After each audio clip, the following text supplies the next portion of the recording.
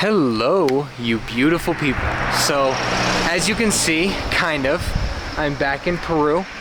There's a couple hiccups along the way, but this video in particular is not covering those. It's going to be covering getting back and forth from the US to Peru. Now, you might be thinking, I don't live in the US, this doesn't apply to me. It might. You might have to fly through the US to get to Peru. You might have to take a different way. And some of the information in this video applies to everywhere, but I'm giving the broad brush of from the US because that's the one that I have the most experience with. So let's start it off with talking about the flights. So I have learned a lot of my time flying back and forth from Peru, and there have been many things that I have done that I will never do again, and I'm gonna save you not only money, but time, comfortability, and overall just make your trip out to Peru much more comfortable. So the first thing you need to keep in mind is, are you flying to Lima or are you flying somewhere else in the country? If you're flying to just Lima, some of this you can toss out. If you're flying to somewhere in the country that isn't Lima, that's where things are gonna get a little bit dicey. So first and foremost, let's say you're flying to Peru. I used JFK, but I've also flown into Peru from Miami. I've started a trip from Orlando. I've started a trip from Atlanta. I've started a bunch of different places. So essentially, what's your trip going to look like, first of all, before we start optimizing it? So you've got a few different options. The first one that you've got is you're just kind of throwing all caution to the wind, and you are taking as many connecting flights as you can to get there. And honestly, this keeps slapping me in the face. All right, I'm gonna move up a little bit. So honestly, the first way, where you're just kind of throwing all caution to the wind, I found to be one of the more comfortable, and believe it or not, it really is. So that looks like usually a 24 to 25 hour travel day. And I know you're thinking, wow, that sounds awful. Well, it can be, and there goes the camera. It can be rough, but there is a few things that you want to keep in mind when traveling that way. So with Lima, this is the first piece of advice that's going to help everyone. When you're flying into Lima itself, they only fly out of Lima to other cities in Peru, usually earlier than like 7 or 8 at night. After 7 or 8 at night, you're not really going to find any trips coming over to Cusco, going to Iquitos, Pucallpa, Trujillo, wherever you're trying to go. You're just not going to find them. Now, you might find some going to Arequipa because it's a little bit bigger. I don't even know if they fly to Arequipa, to be completely honest, but I'm like 90% sure they do.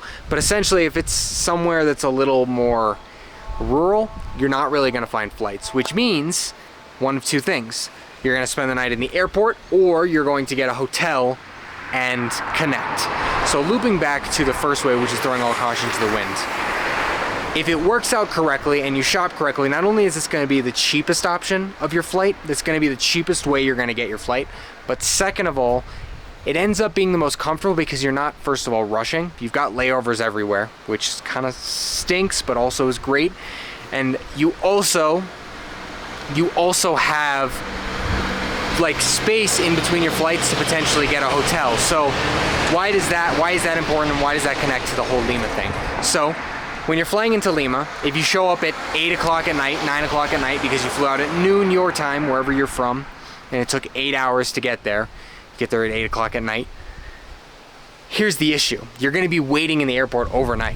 So if you're taking that all caution to the wind approach, your next flight will probably be 6, 7, 8 in the morning the following day. That's a 12-hour layover.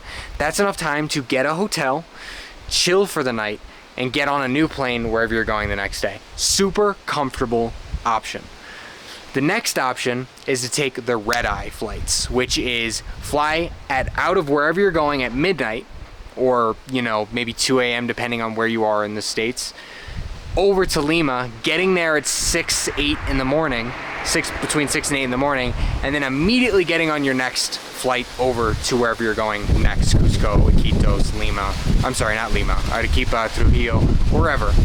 Now, the plus side to this is, first of all, you're not wasting any time in the airport. You are getting there directly, and it's beautiful, it's easy, it's nice. However, the next issue, also I should throw in, if you're not from an airport, near an airport that flies directly, you're gonna have a connecting flight to get to an airport like JFK that flies direct, or Miami, which flies direct. So with that option, you're getting here, you've wasted no time, but you're going to be very tired when you land. I don't know how you guys sleep on planes. I usually don't sleep very well on planes, and I know a lot of people who are in the same exact boat as me. So if you want to come here and do an overnight like red-eye flight and get to your place, get to Cusco the morning of, prepare to be able to sleep when you get there. You might have to buy your hotel the night in advance so you can check in or whatever. I'm not really sure what you're gonna have to do, but it's gonna be uncomfortable. I don't particularly recommend it, but if you are willing to either lose the sleep, like for example, you need to go, you have a very short period of time that you're off of work and you can come and go quickly, then it's gonna work great for you. But otherwise, if not, you're gonna need a recoup day, and if you're not willing to like just stick it out. Third and last option is to book a flight direct. Actually, I guess I have one more option that I didn't think of that I'm thinking of now. Your next option is to lose the whole day, fly out of wherever you're flying at like 8 a.m. so you get to Lima by between, I don't know, like noon. You're not gonna get there by noon. By like 3 and 8 p.m. so you can catch a connecting flight over to wherever you're going. I know you're eating up the entire day, and traveling can be tiring, but it's not as tiring as traveling and also not getting to sleep. So you'll get here in the same amount of time, but you'll just lose daytime doing it. Now, if you've got a jam-packed schedule, that's not gonna work. The next option, which I highly recommend, and I'm honestly probably gonna do this moving forward, is just plan on the fact that it's going to be rough and you're gonna have layovers and enjoy them. And what I mean by that is book a flight going from wherever you're going, all the connecting flights that it takes to get to JFK, probably just one, or you know, the closest international airport that flies direct to Lima. Get there, get to Lima, stay a couple nights.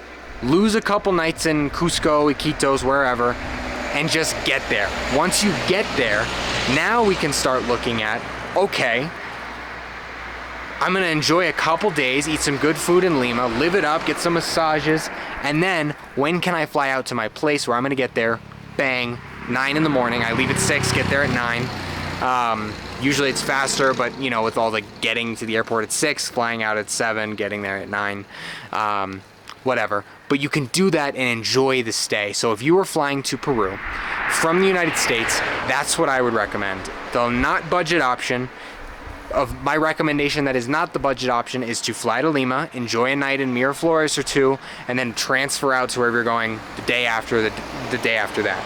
For the budget comfort option, get a 25-hour monster of a flight with all these connections. I know it's gonna be rough, but transfer.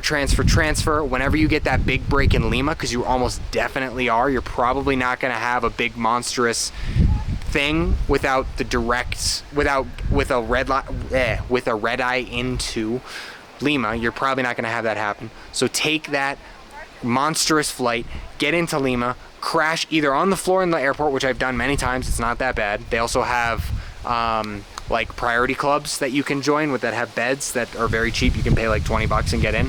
That's the last time I did it, it's been a while. Or last but not least, is red eye. That's like the last option. Red eye it through, get up, just accept that you're gonna be tired and enjoy and hit the ground running. Maybe take that first day off when you actually hit the ground running. Like, you know, go get some good food, get some ceviche, chill at home, whatever, and then kind of get after it after that. So anyway, those are my thoughts on flying to Peru. If you have any questions, feel free to let me know down in the comments. Otherwise, I'm back. So I'm making more content about Peru because I live here. So if you want to see that stuff, right up here is something that YouTube thinks is perfect for you. Otherwise, and I suspect my camera's about to fall, but let's do this quick. Right down here is a little button. If you click that, that is the subscribe button. You can stay in contact. So when I give you more tips on how to save money and how to get to Peru and enjoy Peru the most comfortable way, you'll be there and ready and get a notification, and I'll see you soon.